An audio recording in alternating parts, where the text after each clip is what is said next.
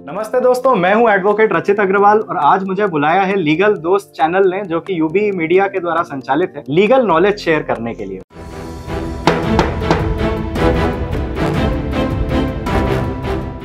और आज का हमारा टॉपिक है नेगोशिएबल इंस्ट्रूमेंट एक्ट की धारा 138 जो कि आम भाषा में हम सुनते हैं चेक बाउंस का केस। तो ये क्या होता है दोस्तों? सबसे पहले हमको समझना पड़ेगा कि ये चेक होता क्या है। चेक बेसिकली बैंक के द्वारा जारी किया गया ऐसा इंस्ट्रूमेंट है, एक ऐसा दस्तावेज है जो आप पैसे या रुपये के बिहाफ पे, उसके जगह पे आप इस्तेमाल करते हैं। और ये इंस्ट्रूमेंट एक ऐसा इंस्ट्रूमेंट है जो आप अपनी बैंक में प्रेजेंट करेंगे तो आपको उसके बदले जितना अमाउंट चेक में उल्लेखित किया गया है वो अमाउंट आपको बैंक नेगोशिएट करके दे देगी। नेगोशिएट करने का मतलब क्या? लिक्विडेट करके दे देगी। एक उदाहरण से समझाता हूँ। जैसे मैंने अगर किसी एक्स व्यक्ति को एक चेक जारी किया आज से 30 दिन बाद का, आज से 1 महीने बाद का, यानी उसकी मैच्योरिटी डेट आज दिनांक से 30 दिन बाद की है।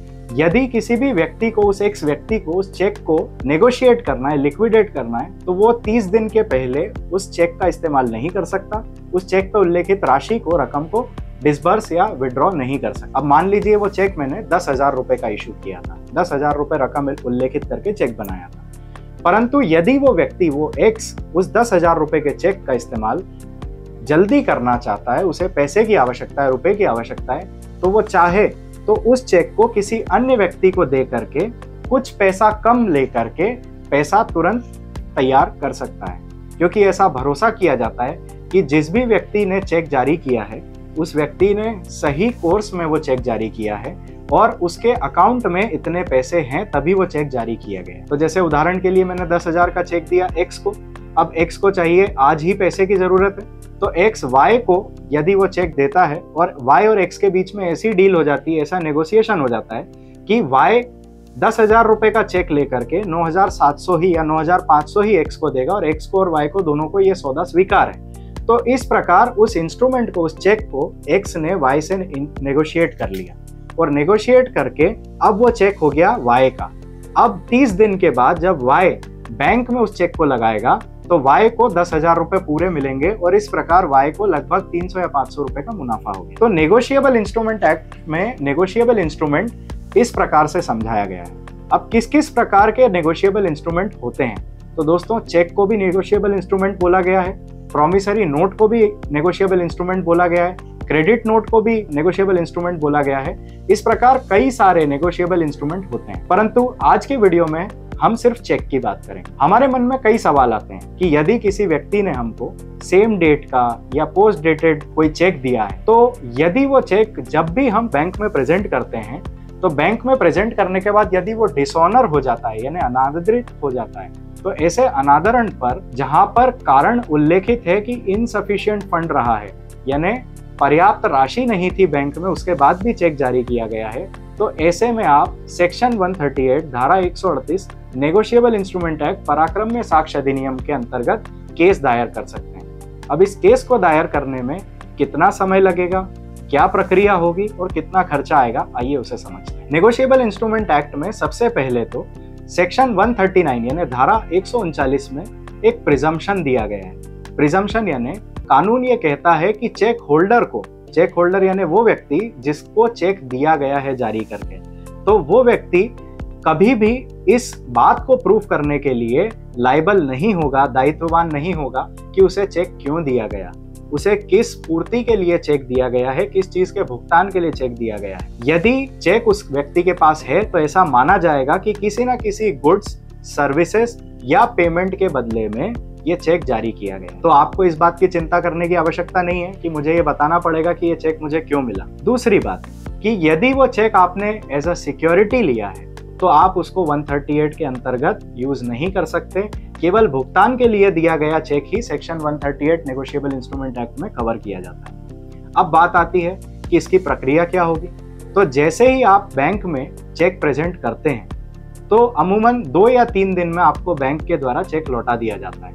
और जब ओरिजिनल चेक आपको बैंक लौटाती है तो उसके साथ एक डिसऑनर की स्लिप भी लौटाती है, जिसपे समय, तारीख, दिनांक जिसको हम बोलते हैं, या उस चेक का नंबर, कितनी राशि का चेक है, किसके द्वारा जारी किया गया, किस खाते का, और किस कारण से वो बाउंस हुआ है या किस कारण से डिसऑनर हुआ है, ये सब उल्लेखित होता है। तो जब भी आपको चेक और वो स्लिप रिसीव होती है, उस दिनांक से 30 दिन के अंदर, 30 डेज के अंदर, और दोस्तों ये 30 वर्किंग डेज नहीं है, ये 30 रेगुलर डेज है, इन 30 दिनों के अंदर आपको एक लीगल नोटिस सामने वाले पक्ष को, जिसके द्वारा चेक जारी किया गया है, भेजना होगा और आपको आपकी उस राशि की मांग करनी होगी और उस चेक के डिसऑनर की जानकारी उस व्यक्ति को देनी होगी। यदि वो व्यक्ति उस नोटिस की प्राप्ति से 15 दिवस के भीतर आपको जवाब नहीं देता है या आपको उस राशि का भुगतान नहीं करता है, दोनों ही केस में आप कोर्ट में एक केस दायर कर सकते हैं, कंप्लेंट दायर कर सकते हैं, जो कि क्रिमिनल नेचर की होगी, आपराधिक प्रकृति की होगी। और ये समरी सूट, समरी ट्रायल की प्रोसीजर से चलेगी, जो कि सीआरपीसी यानी दंड प्रक्रिया संहिता 1973 में बताई गई है। ये समरी ट्रायल एक छोटा ट्रायल होता है। अमूमन आप सुनते होंगे कि जो क्रिमिनल ट्रायल चलते हैं, सेशन ट्रायल चलते हैं, वो बहुत लंबे लंबे चलते हैं। ऐसा इसमें नहीं है। इसमें चेक बाउंस के केस होते हैं, इसमें समरी ट्रायल चलता है, जो कि छोटे नेचर का ट्रायल होता है, जिसमें छोटी छोटी स्टेप्स होती हैं। जब आप इस केस को दायर करेंगे तो जहां तक आपका चेक यदि 1 लाख रुपए से कम की राशि का है तो आपको 5% कोर्ट फीस भरनी होगी। यदि आपका चेक 1 लाख से 5 लाख रुपए के बीच की राशि का है तो आपको 4% कोर्ट फीस भरनी होगी। यदि आपका चेक 5 लाख से अधिक राशि का है तो आपको 3% कोर्ट फीस भरनी होगी।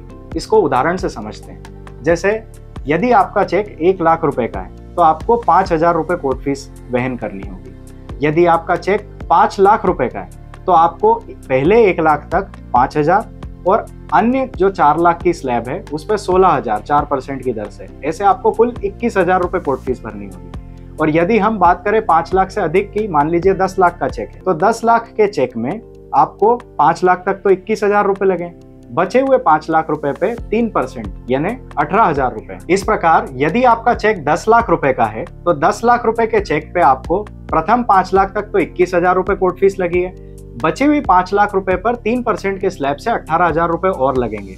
इस प्रकार 39,000 रुपए 39,000 रुपीज की टोटल कोर्ट फीस लगेगी। अब मान लीजिए आपका चेक लाखों करोड़ों रुपए का है, तो इसका मतलब ये नहीं है कि आपको लाखों करोड़ों रुपए, हजारों रुपए जो है कोर्ट फीस के भरने होंगे। इस पे एक लिमिट है, अपर सीलिंग है। अधिकतम कोर्ट फीस जो है 1.5 लाख रुपए यानी 1,50,000 रुपए से ज्यादा आपको नहीं भरनी होगी, चाहे कितनी भी रकम का चेक। तो ये एक छोटी सी जानकारी रही खर्चे के बारे में। आइए अब वापस प्रक्रिया पे लौट। जब हम सबसे पहले नोटिस भेजते हैं तो नोटिस भेजने पे हमको 15 दिन का समय देना होता है। 15 दिन के समय के बाद जब हम केस दायर करते हैं तो केस दायर करने के बाद पहली स्टेज होती है एडमिशन या मोशन की, जहां पे हमें कोर्ट को कन्विंस करना होता है कि क्यों हमारा केस सुनना आवश्यक है, क्यों इस केस को सुन के कोर्ट के कीमती समय और रिसोर्सेस का वेस्टेज नहीं होगा। जब जज या कोर्ट इस बात से कन्विंस हो जाती है तब कोर्ट आपको आदेशित करती है कि आप प्रोसेस फीस का भुगतान करें, भत्ता भरें, जिससे कि आरोपी को, जो सामने वाला पक्ष है, उसको कोर्ट के द्वारा नोटिस या समन जारी किया जा सके। जब कोर्ट से समन जारी होता है तो 2 बातें होती है, या तो वो व्यक्ति, वो आरोपी समन प्राप्त कर लेता है, वो समन डिलीवर हो जाता है, तामील हो जाता है, और उसके बाद या तो वो उपस्थित होता है कोर्ट में या फिर वो उपस्थित नहीं होता है। यदि वो व्यक्ति उपस्थित नहीं होता है तो ऐसे केस में आपको 3 बार तक दोबारा समन भेजना होता है। और यदि 3 बार तक आप समन भेजते हैं, उसके बाद भी, तामीली होने के बाद भी, डिलीवरी होने के बाद भी व्यक्ति उपस्थित नहीं होता है, तो आप कोर्ट में एक पक्षीय कार्रवाई के लिए निवेदन कर सकते हैं, आवेदन दे सकते हैं। एक पक्षीय कार्रवाई के लिए जब आप निवेदन करते हैं तो कोर्ट आरोपी के खिलाफ जमानती वारंट यानी बेलेबल वारंट इशू करती है। बेलेबल वारंट की तामीली पुलिस के माध्यम से की जाती है और पुलिस उस व्यक्ति को अरेस्ट करती है, और अरेस्ट करके, क्योंकि वो बेलेबल नेचर का वारंट है, तो तुरंत थाने से ही, पुलिस स्टेशन से ही बेल जारी कर देती है। क्योंकि वो बेलेबल वारंट है, इसीलिए पुलिस जब भी किसी आरोपी को अरेस्ट करती है तो अरेस्ट करके तुरंत पुलिस स्टेशन पे ही उस बेल सिक्योरिटी को प्राप्त करके बेल जारी कर देती है, व्यक्ति को जमानत पे छोड़ देती है। परंतु यदि उसके बावजूद भी व्यक्ति बेल जंप करता है और यदि वो कोर्ट में उपस्थित नहीं होता है तो कोर्ट ऐसे व्यक्ति के विरुद्ध अजमानती नॉन बेलेबल वारंट जारी करती है। यदि नॉन बेलेबल वारंट जारी होने के बाद भी व्यक्ति अरेस्ट नहीं हो पाता है और कोर्ट में उपस्थित नहीं होता है तो कोर्ट ऐसे व्यक्ति को फरार घोषित कर देती है। परंतु यदि हम दूसरी परिस्थिति को देखें कि यदि व्यक्ति पहले ही स्टेज में जब समन प्राप्त हुआ और उपस्थित हो गया, तो वहां पे दो बातें होंगी, या तो वो व्यक्ति एक्सेप्ट कर लेगा, स्वीकार कर लेगा कि ऐसा भुगतान मुझे करना है, कोई समझौता या कोई सेटलमेंट हो जाएगा, या फिर वो उस बात को नकार देगा और कोई तर्क रखेगा कि क्यों मुझे पेमेंट नहीं करना है, या तो पेमेंट कर चुका हूं, या तो फिर ये बताएगा कि ये चेक गलत तरीके से आपके पास प्राप्त हुआ है, ये चेक ड्यू कोर्स में आपको नहीं मिला है, लीगल तरीके से आपको नहीं मिला है। तो जैसा भी उस व्यक्ति का जवाब होगा उसके अनुसार आगे कार्रवाई चलेगी। यदि हम बात करें कि वो व्यक्ति जमानती वारंट के बाद उपस्थित हुआ है तो भी उस व्यक्ति की जो कार्रवाई है वो इसी प्रकार से चलेगी।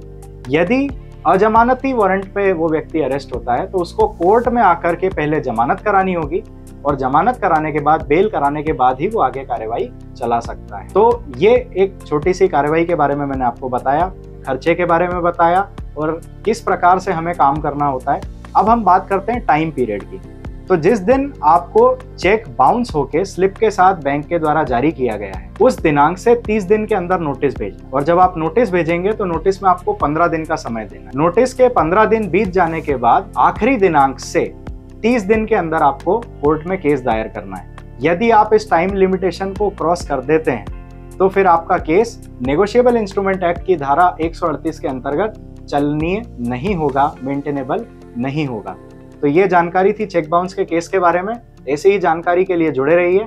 लीगल दोस्त को सब्सक्राइब करिए, फॉलो करिए। अगर ये वीडियो आपको पसंद आया हो तो कमेंट में बताइए और लाइक जरूर कीजिएगा। अपने दोस्तों के साथ इस वीडियो को शेयर करना ना भूलें। देखने के लिए धन्यवाद।